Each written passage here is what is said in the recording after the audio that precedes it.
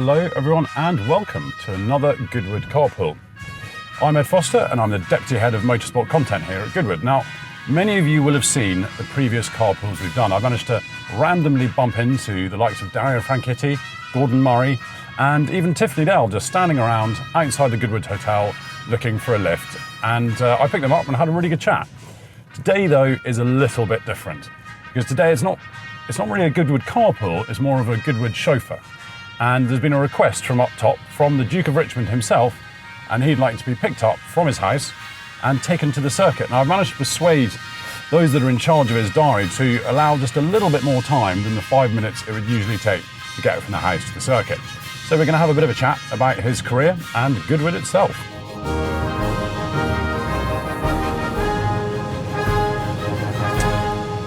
Right, so some of you might have noticed that this is a left-hand drive car. Not 100% sure why I'm in a left-hand drive car, but it does make moments like this look pretty stupid. Should not be doing this in a Rolls Royce. Please wait while your call is connected. Hello. Hi there, it's Ed Foster. I'm here to film an interview with Duke. Okay, thank you. Thanks very much. Oh.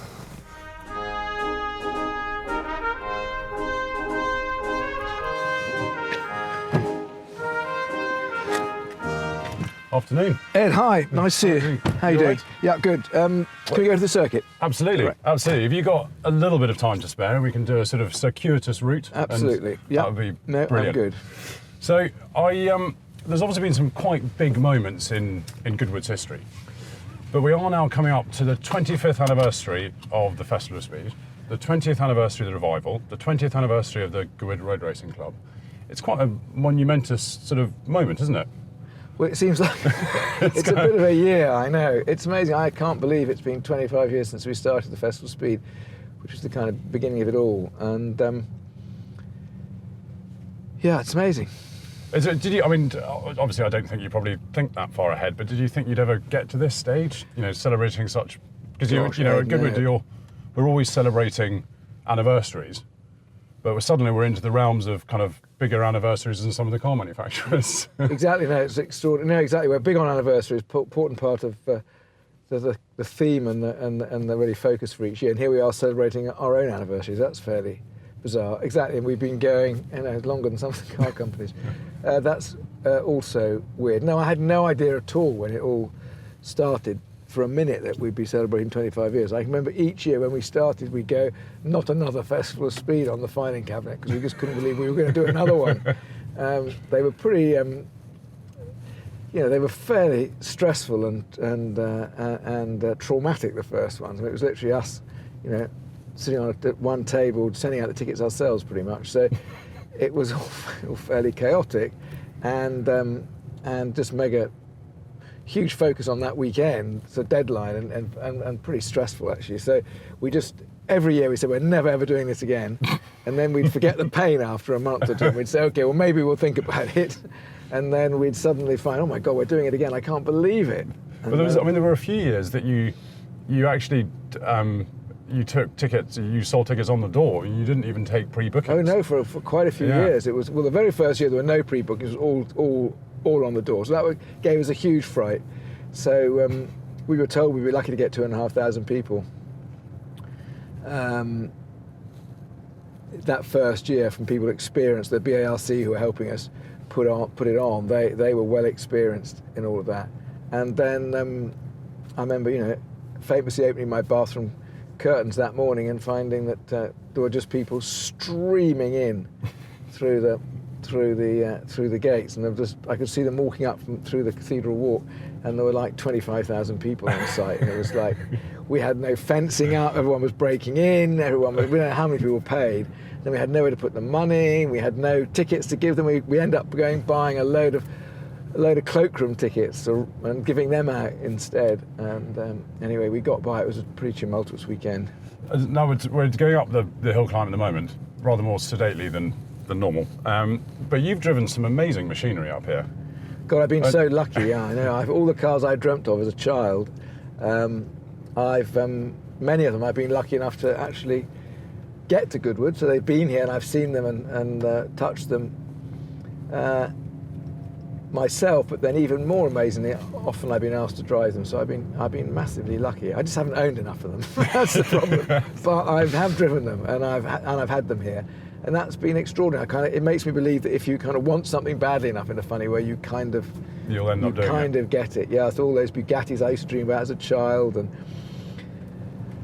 I dreamt about having a Morgan three-wheeler and all sorts of things. And sure enough, well, I did actually have that, and that wasn't a great success. But I have driven, driving a Chaparral and things like that. I mean, who would ever have dreamt that would happen? Yeah, I mean, it's amazing just to see a Chaparral, let alone in the flesh, let alone drive it. I remember the first year the Chaparrals came, we persuaded Jim Hall to come. I came out of the dining room, we got these windows at Goodwood which open right up, you can walk out of them, and I walked out of the dining room window on first thing Friday morning, first morning of the festival speed, and this guy just ran right into me, nearly knocked me over. He fell over. He went, "Oh gee, man, I'm so sorry, man. I'm just in a hurry, man. I come all the way from Chicago to see the Chaparrals." And I thought, my God, okay, well that's amazing. These guys come all the way from America, because it was almost the first time they'd been seen out. I think Jim had brought them from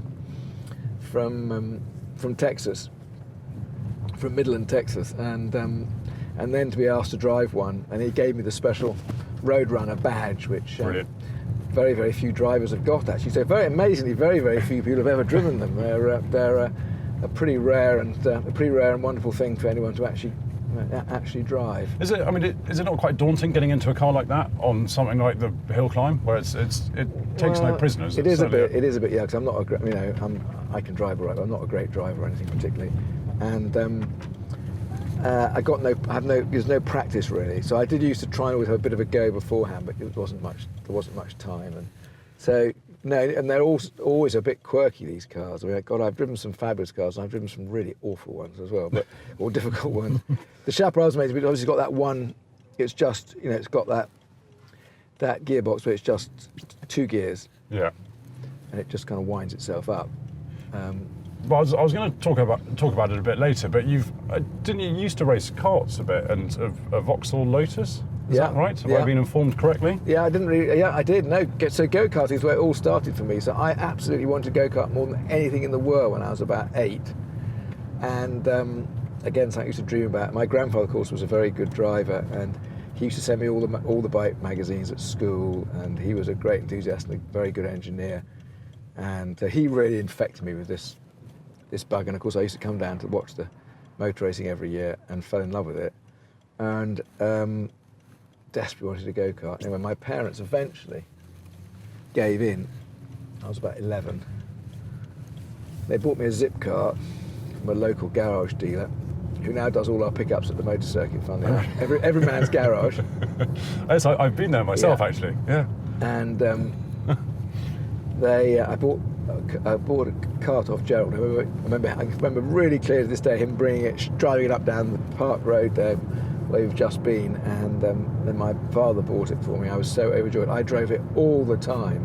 It was my absolute passion. Did you do some racing with it, or was I didn't really race it. No, should have done. It was a 100cc. They were pretty quick, those things. I mean, it was amazing.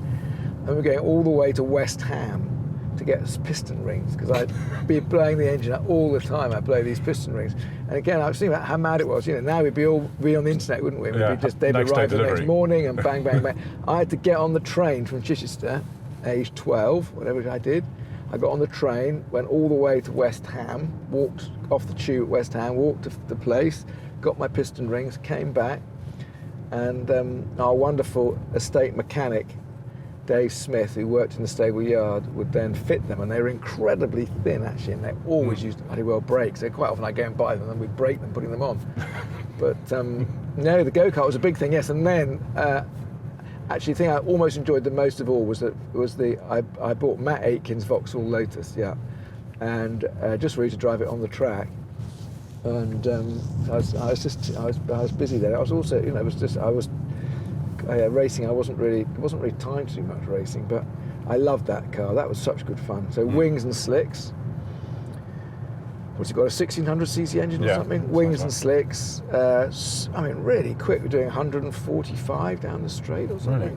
140 or something. You could do a pretty quick lap in it. And we used to just go down, because obviously the track was there. No one at the track. I was just ring up the tower, say I'm coming down. I'm not sure they ever liked anybody much being on the track in those days. It was always a bit distracting for them. And then off we go. I do 70 laps. I do a whole full Grand Prix, On your own? leg on my own. Yeah. Do you not need to come in and refuel all the way? Yeah, I used to come in and do a bit of refueling. Which I'm not sure. I don't know. I was on full GP mode. It's a single-seater endurance race. But did you, from doing all that driving and testing, I guess, did you not want to go and race? Or was that because usually that's I sort would of like to have done. So I just didn't. It was just too. I mean, I guess I was very, very busy with my photography. I was living in London. It was just hectic. I guess what the mistake was, I should have got the go-kart earlier. Yeah. And then I guess that would have probably got me going a bit quicker. I didn't actually race.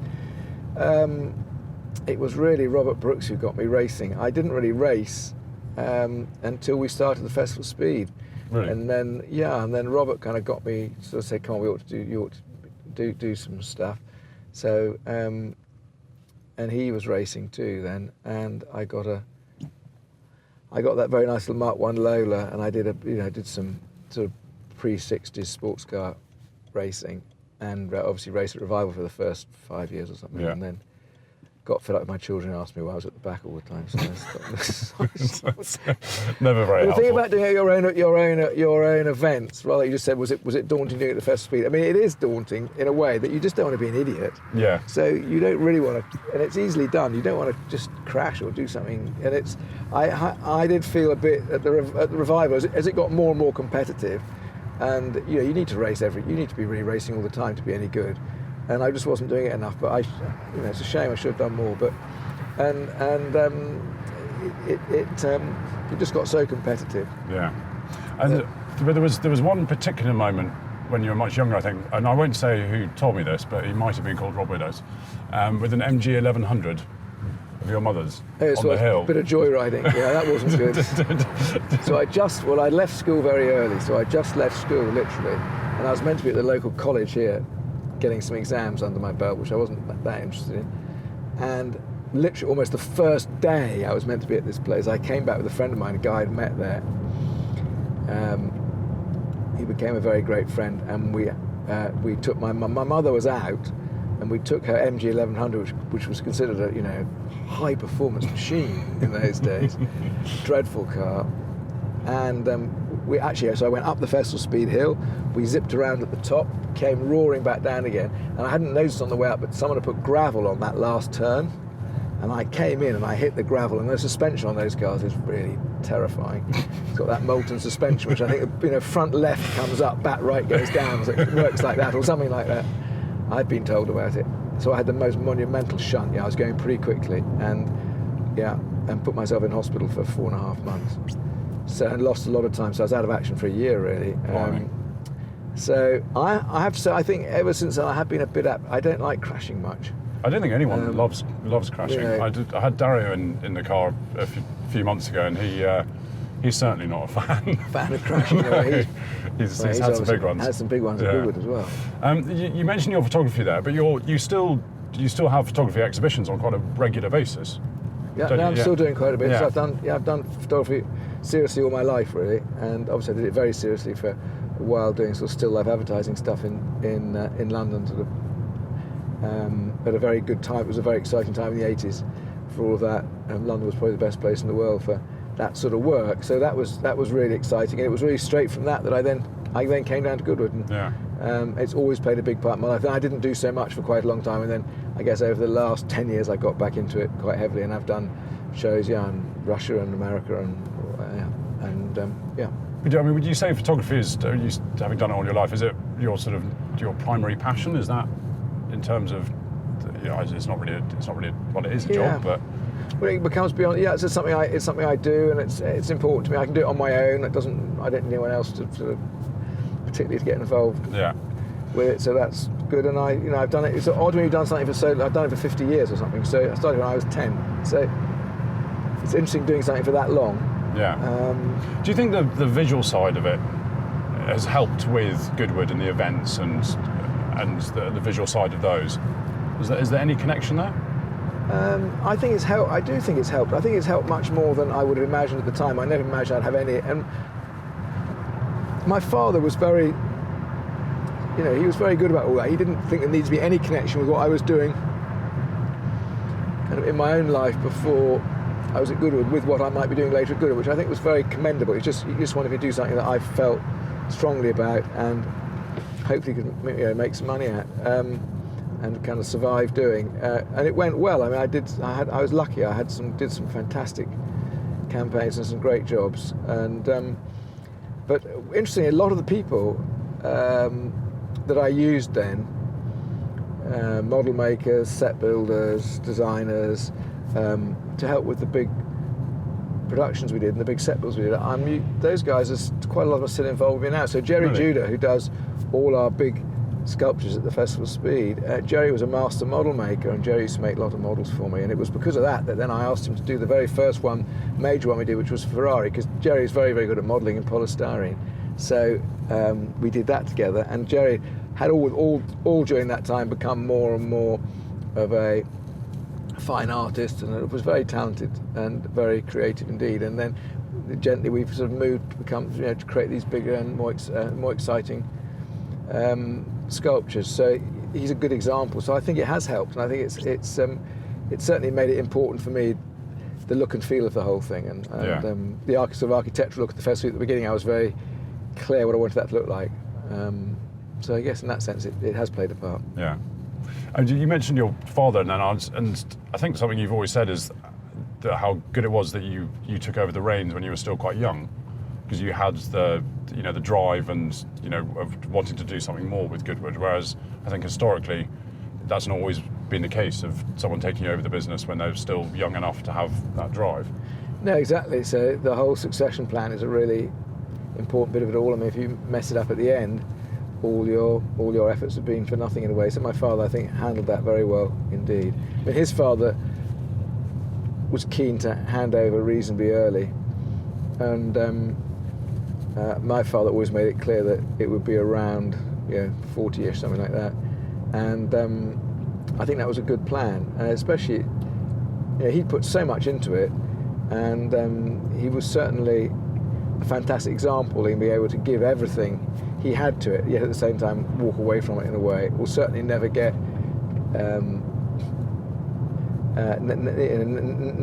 never kind of get in the way of change or moving on. He was very positive about change, and very fit. But I think that's pretty rare. I mean, so often the kind of the old boy, if you like, goes out feet first, and the son takes over, and he's like 70 or something, and he's got no life left in him really. So I think to take on these things when you've still got some energy and some enthusiasm and can kind of make things happen and get things done is pretty important. So Yeah. I think that was good. But he was, I mean, the first Festival of Speed in '93 was he was still sort of in charge, was it? Well, that was your first.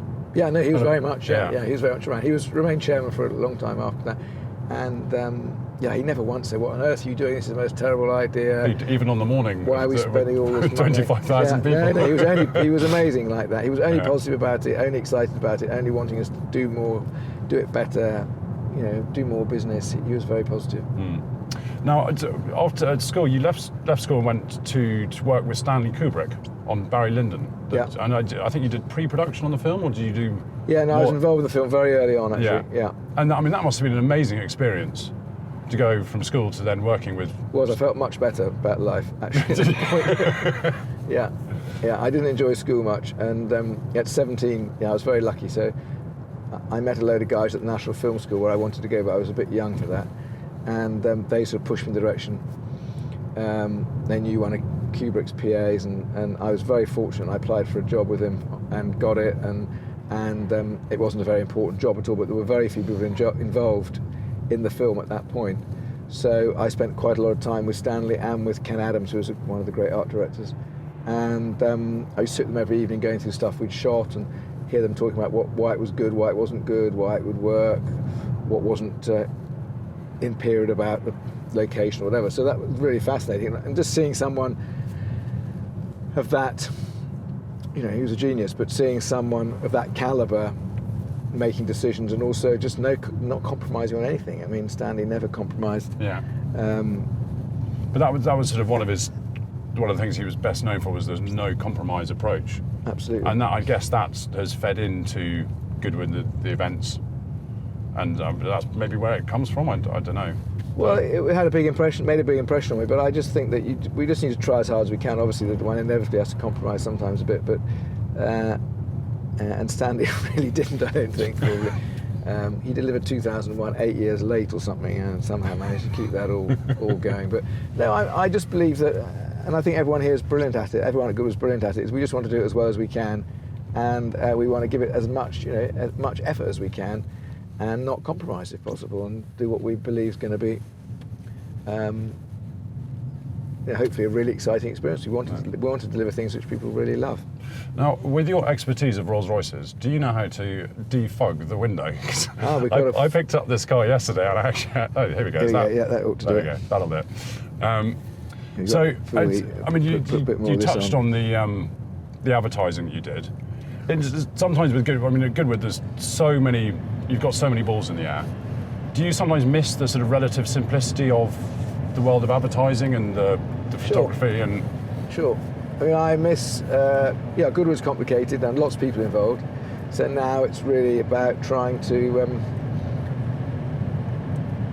be clear what it is that one's focusing on. Be clear what it is that we're asking people to do, and try and bring out. I guess a lot of it's trying to bring out the best in other people and everyone around me, and important that everyone has a direction and knows what we're trying to achieve and what's important to me and to Goodwood and the events, if you like. So I think it is very different, and it is sure the business is much more complex, but that's really exciting too, and we've got a great team, and we're very lucky. We can be creative. We can do stuff that a lot of people can't do because we can. Yeah. Now, I wanted to talk a little bit about the 9th Duke, your grandfather, because as you said, he was a huge motor racing fan, loved his cars, his planes, his bikes, and I remember seeing an interview with you talking about going to the circuit in period with a red book of autographs and meeting all these drivers. I mean, that must have been an absolutely amazing experience for someone who was, a fan of the sport already, and having these incredible, world-class drivers coming to Goodwood. Yeah, no, it was wonderful. I obviously didn't know who lots of them were really at that point, but he would explain to me. I remember introducing Jim Clark, who was at Goodwood that year with a new, with a very new driver who was a close friend of his called Jackie Stewart. And my grandfather saying, keep your eye on him. He's going to be pretty good. He could be world champion one day. So, Jackie and I are obviously very firm. I'm a great admirer, and we're firm friends.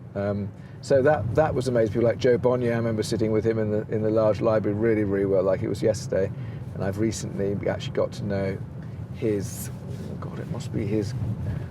He must be his great nephew or something like that.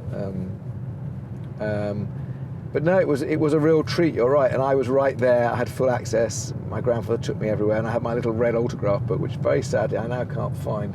But and I used to I recognise everyone more by their signatures than anything else, actually.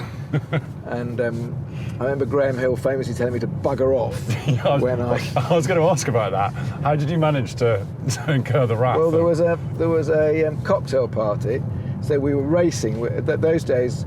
It was over Easter weekend, obviously. And the racing was practice Saturday, off Sunday because it was Easter Sunday, and then the racing was on Easter Monday. And on the Saturday night, with a whole day obviously to sleep it off afterwards, there was a big drinks party in the house, which was always in the long hall, and there were these benches in the long hall. And I went out to ask Mike Salmon or someone's autograph. He said, no, old boy, you don't want mine. You need to speak to him. You want this man. He's a proper driver. And I'd already got Graham's signature, and Graham was holding court and didn't want me to interrupt him, and I was sort of pushed in front of him with my little book. And he said, "Oh, bugger off." So I felt rather, I disappeared with my tail between my legs after that. Have you told Damon about it? I've told Damon about it, yeah. Yeah. Was he We've had surprised? a laugh about it. I don't think he was, no. No, Graham was terrific, but he could be quite punchy. Yeah. But I think you spent a bit of time in this caravan at the circuit as your base. We didn't you? did. Yeah. There was a horrible little caravan, little sort of 50s caravan, right by the chicane. I'm just amazed that nobody ever hit it, actually. And I can remember Beera, I think it was Beera, was it, having an amazing accident in the BRM, and he hit the chicane was brick then, part of it, Yeah. and he went. So 3 of them went in, I think, and Beera was on the inside and whacked into the wall, and the car just became U-shaped. But we used to sit in the caravan, have our little picnic of sort of cold eggs and cold sausages, all very sort of 1950s. Doug said it was always raining and one's pockets were always full of water. I'm sure it wasn't quite that bad, but it always seemed to be. It was always jolly cold, as of course the members' meeting is now. But it wasn't. Motor racing was never glamorous. It was quite a basic. It was certainly, basic. with You're grass absolutely paddocks right. and Mud. it was very simple. Muddy grass paddocks, yeah. Everyone wearing big coats and big boots, and I've got a great picture of my grandfather, Roy Salvador. My grandfather he's got a very snazzy overcoat on. He's got boots on, like he's about to go into the trenches or something. It was very basic, wasn't it? It really was. But your grandfather, I mean, he absolutely loved it, and it was Tony Gaze who kind of initially said to him, "Look, you might have a circuit here with the perimeter road of the airfield." Is that right? Yeah, absolutely right. It's what Tony always claimed. I'm sure he was right. Is that after the war, Tony and a few of the other young pilots went to see my grandfather. I'm amazed he hadn't actually. He must have been to see it himself, but I don't know how much he was around even then. But it always strikes me as being a bit odd, but I'm sure it's true. So he'd allowed the land to be requisitioned by the RAF. He'd never let them own it. He'd allowed them to sort of borrow it, and he'd been very positive about that because obviously he was in the RAF and he was a great flyer. And the airmen built the runways themselves, of course, when they arrived, and then ultimately built this perimeter track around the edge so they could spread the fighters around so they didn't all get bombed at once. And their dispersal points all the way around. And Tony came to my grandfather and said, that perimeter track around your airfield would make a blimey. That was fairly close. That truck would make a. Oh, here comes another one. God. Oh God. I suddenly don't mind the fact it's left-hand drive. So I had a major near truck experience there. Tony told my grandfather he should try it out, and my grandfather apparently got John Cooper to bring a car up. He got a little Cooper 500 up to the circuit, and they zoomed about round in that. And my grandfather, as he said himself, I think in a little short film we got, he looked at it and thought, well, this will be rather good. We'll do this. And literally, it was very quick because it must have only been in less than a year later, September 48, they opened the track. And I think initially they actually went the other way round as well. They tried it. They thought it'd be fun the other way, which believe me isn't. I don't think. Did you do a 70-lap Grand Prix distance? Yeah, no, I tried going the other way. It's pretty good to use your head a bit. So he then, I think, was very enthusiastic about the potential of it, and obviously ran it pretty successfully till 1966. But it's amazing what such small moments history is based on. But just a quick decision of, let's give it a go. Yeah, and Tony Gaze, I mean, maybe if he hadn't mentioned it, maybe it would never have. Well, those funny things would never have happened. I was at somebody's funeral who was involved in motor racing, and Ian Bax came up to me and said, your drive in front of the house would make a great hill climb. And I said, well, I've thought about it, Ian, but it would never happen. We'd never get permission. They'd never let us do it. So I think they would. You should try. And it was that little seed of a little, okay, it might be possible. Really? That just, I've never done it otherwise. So it's just weird how these things just, got a little idea, and I just then asked Dennis Carter to look at it, and then Derek and Guy was coming down just by luck to look at the circuit, because we were trying to see how we could get the circuit. Was that ever possible to open it up again? What was his feeling? And Derek looked at the circuit and was quite positive about it, and was very helpful in trying to find ways that might be sort of viable, because obviously we couldn't put Armco all around it or anything. Yeah. And then I said, look, can you just come and look at this? I had a little bit of an idea, and I drove him. I was going to go a different route to start with, and I showed it to him. He said, oh God, this all looks very quick. But and he said, actually, but it might work if we went this way. So rather than starting near the kennels and going all the way, which I was going to do, he said, we'll start down near where the hotel is and come up. And that was it. We did it. So actually, the original sort of proposed route was from the kennels and then round the front of the house, turning left. Well, that was my sort of, obviously Right, wouldn't have been, for all sorts of reasons, wouldn't have been very easy, but it was very quick. It would have been very So all quick. from the kennels all the way up to past the stables, Yeah, well over hard 100. left hand up in front of the house. Yeah. But your grandfather was very into his flying. I mean, he flew almost everywhere. He'd have a meeting and he'd fly off there. But have you ever had that passion for aircraft things? Because it's obviously the cars and bikes seem to have rubbed off. Yeah, but I don't love aircraft quite the same way. I do love some aircraft, the ones that I wouldn't, I don't really love little light aircraft particularly. But I should have flown. It was really silly. I flew quite a lot in Africa when I was 17, 18. In some fairly extreme circumstances, and with some really, really good pilots. And then I came back, thought I'd do my PPL here with the Goodwood Flying School, obviously, and I just found it a bit dreary, really. I just should have stuck with it, but I didn't. I found it all a bit tiresome, and my daughter's done it. Oh, she's gone solo and everything, and pretty much done it, but. It's a bit. I have to say, I'm not pleased with myself about that. I jolly well should have done it, and to be there now and not be able to fly is pretty silly. My grandfather said he used to fly everywhere. He had flying field, which is not the current airfield, but where we now put a lot of the cars for speed and revival. And he had a thatch hangar there, which he set fire to about 3 times, I think, with the aircraft. They flew from there, and he'd fly all over the place. And he had a Clem and quite sweet little aircraft. But nowadays it's a very time-consuming thing to keep right. up. You can't just do it occasionally. And all that, all that filing, flight plan, it all takes forever.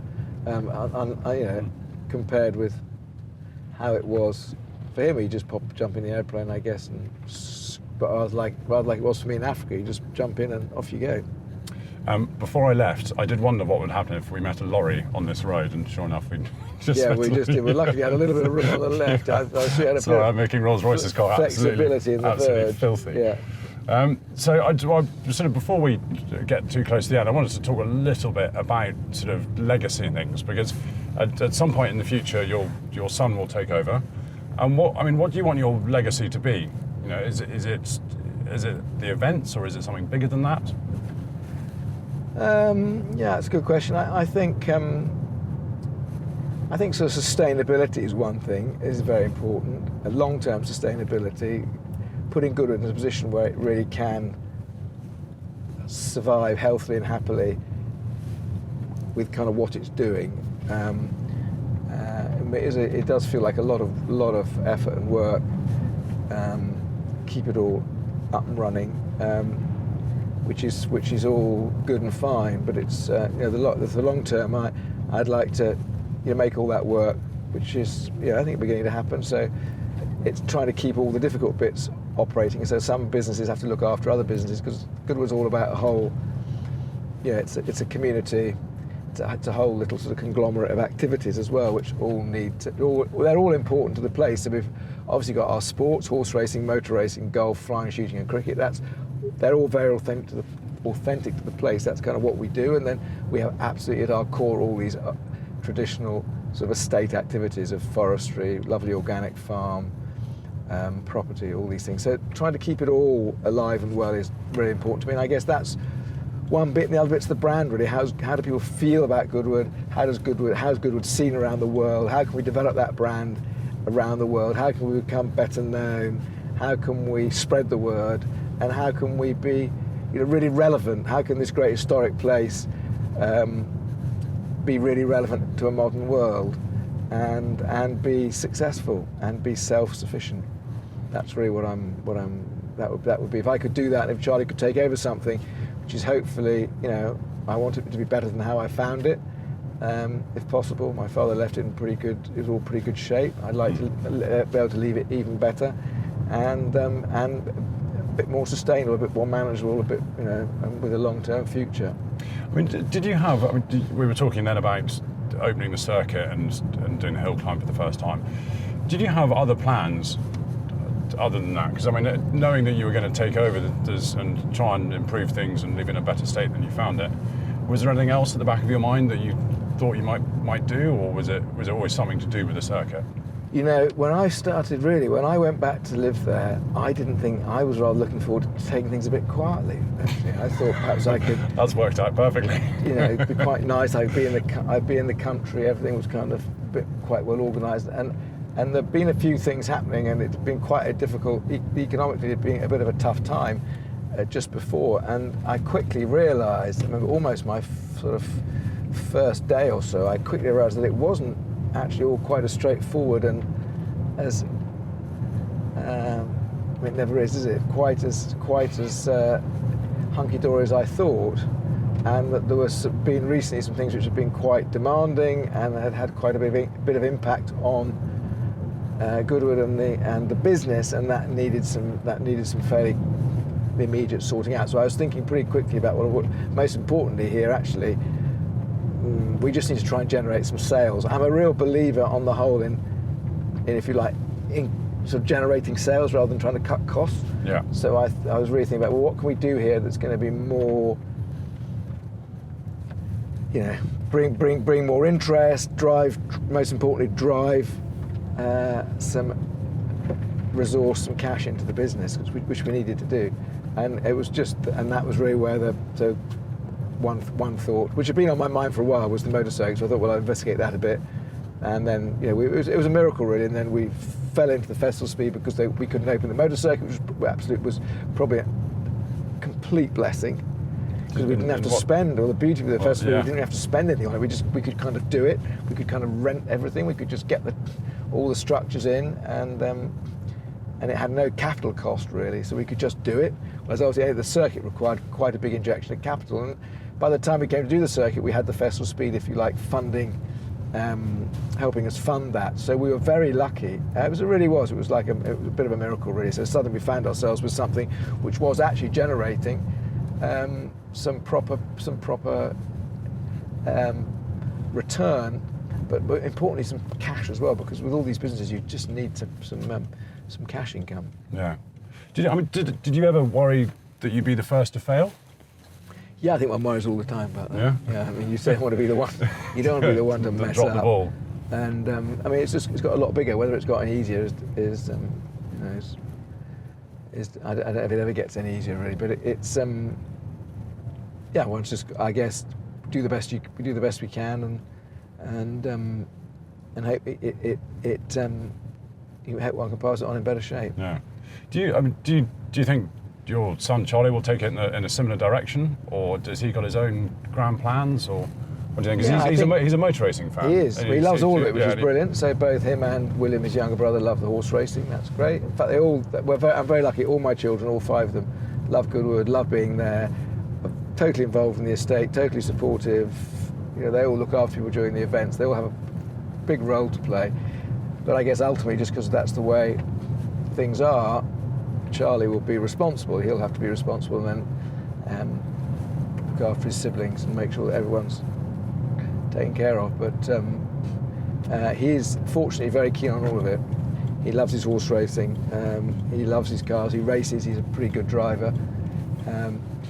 He needs to race a bit more, but he loves it, and that's great for me. So I think he'll be, he's very enthusiastic. He's very ready to get involved, and he needs to spend a bit of time doing his own thing and finding his own feet, and then come back to Goodwood and take it on. I'm sure he'll do it differently. I'm sure he'll find his own things to focus on. I think that's important too. I mean, that's one of the joys of such a place is it's got endless potential really. Yeah. And so what do you love? What do you want to how do you want to focus it up? How do you want to develop it so it really reflects your own passions? And that's what's happened with the place over the last 300 years. I mean, it very much reflects all the passions of the various dukes who've owned it and loved it. So we've had, we've all had some very exciting personal moments, I suppose, at the festival. I'm just trying to bring some of mine together. And I've driven some. I drove the 91730 up the hill one year. I drove the Porsches. I've driven quite a lot of Porsches. The 91730, did you get to practice in that at all? No, I didn't. No, I was straight in it. My God! So I thought about was just don't touch the accelerator. Oh my goodness! But I actually think that would be in my top 10 cars that I wouldn't want to drive. No, yeah, you're right. That's the one car you don't want to drive up there. Well, I drove a 9083 up there, the Tiger Florio car, which is like perfect for the job. And I remember seeing Derek go through Moulcombe in the 91730 and so nearly totaled it. He so nearly lost it. And he just didn't. I thought, oh my God, I've got to be so careful through here. But you were in a T70 Spider, weren't you? Yeah. The Revival. Was that in the wet? Revival, yes. No. It was pretty quite wet. hair raising, wasn't it? Yeah, that was fine actually.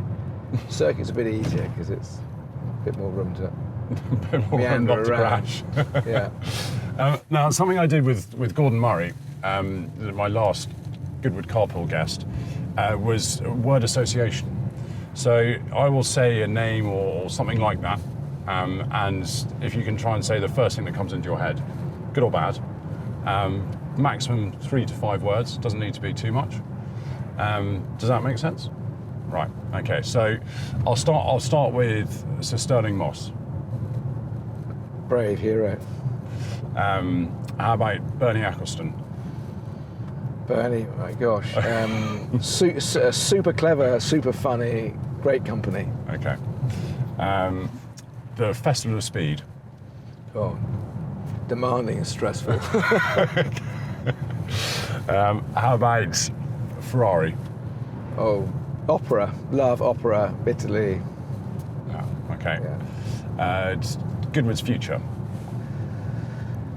Exciting, modern, changing, everything to play for. Okay. Slight curveball. Horses. Horses. Well, cars are going to be. Well, it's going to be just like the Pony Club. I tell you, the cars are going to be like, what are you riding your pony at the weekend? So horses. History, beautiful, fast, glamorous. Yeah. Okay. Final few. The 9th Duke of Richmond.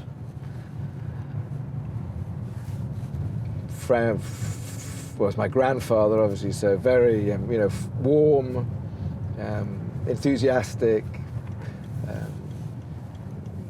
very, very sensitive to what I was interested in as a small boy and promoting my photography. So I have a very attachment and close attachment, and a lot of what we do now is down to him. Yeah. And then final one, the Revival. Fun, fast, flash. Not flash, really, glamorous. Not flash. So I must ask, what was your lap record in your God, I Vauxhall can't Lotus? remember, but I'll tell you a funny story. I can't remember what my best time was. I should be able to tell you, it was, but it's a real racing driver would have it. Absolutely like that. I know. I did. Was that 1:37 or something? Anyway, it was. I remember ringing Doug up because I did a day's testing it before we opened the circuit, and I rang Doug up, and I said, Doug, I've just done these times, which they're not that far off. So bizarrely, the car was originally owned by of all weird things. I think he was Lord Clydesdale. He became Duke of Hamilton. Is that right? I think so. And of all weird things, I bought it straight off him. He took the car to South Africa, crashed it very badly in the South African Grand Prix, turned it into a single-seater, and then did nothing with it for years and years and years. Came back from South Africa, a car lying around. He then converted the car back to two-seater sports car again, and then a bit later sold it. So it was a very original car. So I was very pleased to have it. And I said to Doug, look, I've done these times. They're not that far off Clydesdale's times. This is what I'm doing. And I was quite pleased. I was just about up there with his times. And Doug said, that's really crap. Thanks, That's Doug. not good at all. He may not be quite so. This is Doug Nye. Yeah. Yeah. He said, no, because he said, you've got all these modern, the cars recently been rebuilt, but most importantly, you're running on these tyres, which are so much better. You should be at least 3 seconds a lap quicker. So I'm going, oh my God, this is really bad. I'm going to be so uncompetitive. And what's amazing though is, so Doug didn't call that one. That wasn't quite right, because what was amazing is that it's only now, and we're 20 years of the revival, that, and we're not mad about this, by the way, is that they're just about getting onto the lap record. Yeah. So it's incredible they still haven't really broken the lap record, the Clark Stewart lap record, and they're nowhere near it in a single seater, I don't think, really. So whilst the cars are better, much better prepared, the tyres are much better, much quicker, but the actual lap times, I guess in some of the cars they certainly are a lot quicker than they were then, but the actual lap record thing still hasn't been really shattered. So anyway, I didn't feel quite so bad about it. I didn't feel quite so hopeless. No thanks to Doug. No thanks to Doug. Yeah. No, but I was He tells it like it is, Doug. Yeah, he does. Thank you very much for joining me for such a long time. That's okay. Extremely kind. I know how busy you are. I hope you've enjoyed your extremely circuitous route to the circuit. It was interesting. Long and winding. I've seen a lot of local Sussex countryside, which I haven't seen for ages and ages. We nearly lost you twice with 2 lorries. Yeah. Apart from that. We nearly had a big coming together, yeah. Yeah, so I apologise for that one. But you are in one piece. So thank you so much. And we'll be back next month with another Goodwood Carpool.